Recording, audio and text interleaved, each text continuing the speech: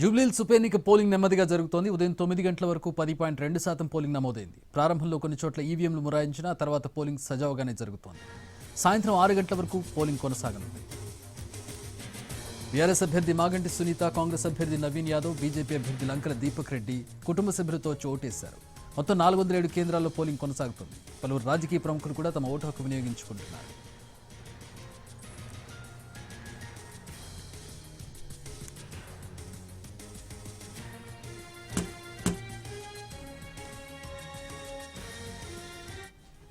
జూబ్లీహిల్స్ ఉప ఎన్నికలో కాంగ్రెస్ వాళ్లు దౌర్జన్యం చేస్తున్నారని ఆరోపించారు బీజేపీ అభ్యర్థి దీపక్ రెడ్డి. ఇది ఎంతవరకు సబబని ప్రశ్నించారు.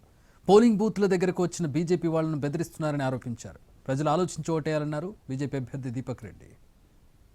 టేక్పేట్ ఏరియాలో వస్తున్నాను.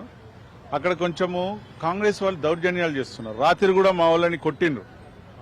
యువమోర్చా నాయకుడిని రాత్రిపూట కాంగ్రెస్ గుండాలు వచ్చి కొట్టడం జరిగింది. ఇది ఎంతవరకు కరెక్ట్ అని అంటున్నారు. ప్రజలు ఆలోచించాలి.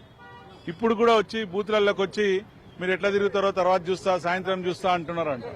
ఇది ఎంతవరకు కరెక్ట్?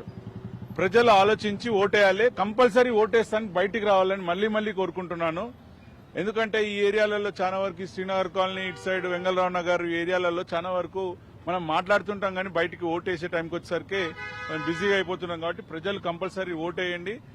చూసి ఎవరికి ఓటేస్తే మంచిదనేది మీకు కూడా ఆలోచించి ఓటేయండి.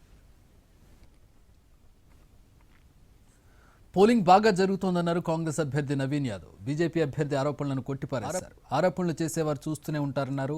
ఓటర్లందరూ తమ ఓటు హక్కు వినియోగించుకోవాలని అభ్యర్థించారు. గతంతో పోలిస్తే పోలింగ్ శాతం పెరుగుతుందంటున్న నవీన్ యాదవ్తో మా ప్రతినిధి సతీష్ ఫేస్ టు ఫేస్.